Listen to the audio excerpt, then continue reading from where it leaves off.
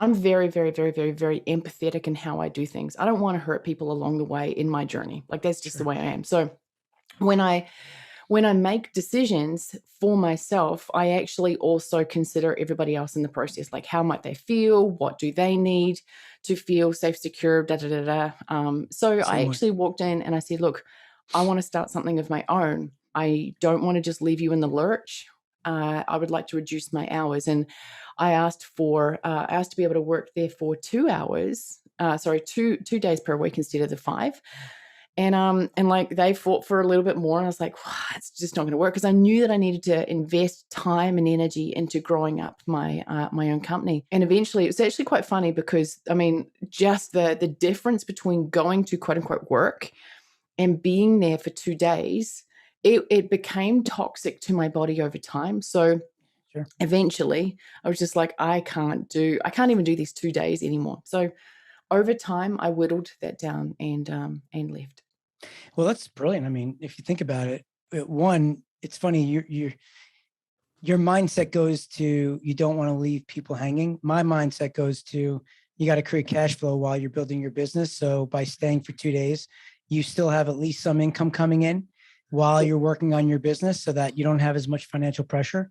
Yeah. And, if you're doing a solid for them, that's great. But I know To I be very started honest with consulting when you, I did it. Yeah. 100%. So that's kind of like looking at it from a not a male female standpoint, but masculine feminine energy standpoint. So the feminine part of me is like, oh wow, like I really need to look after these people, or I choose to look after them in the process, Yeah. because I'm not just an arrogant piece of crap who just only cares about myself in the process here. But by the Sure. same token, I fully agree with you. And I'm in my coaching and in my consulting, I am not a burn the boats person. I'm not a person like I don't feel comfortable with all of a sudden having zero cash flow, because cash flow, I mean, you can have millions of bucks, but if you've got no cash flow, it starts to feel a little tight. So cash flow Sure. is actually a Totally. gorgeous component. I couldn't agree more.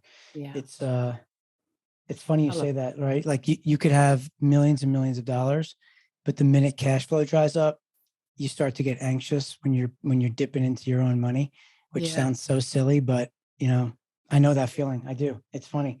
And it's not like you're struggling financially, but still there's something about it that creates some just anxiety that you gotta like get something going and get it like moving.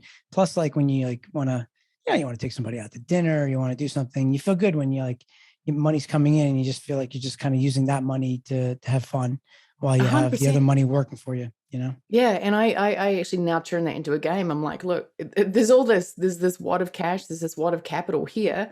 I want all these things over here, experiences, things, and all that sort of good stuff here." I'm like, Yeah. "How do I make this an incredible game to actually, like, gamify the process of getting things with new money, with new cash flow, with new stuff?" Yeah. And then, yeah, leaning off the back of the resources that are already there from a capital and equity standpoint, if need be, but not dipping into the gold pot.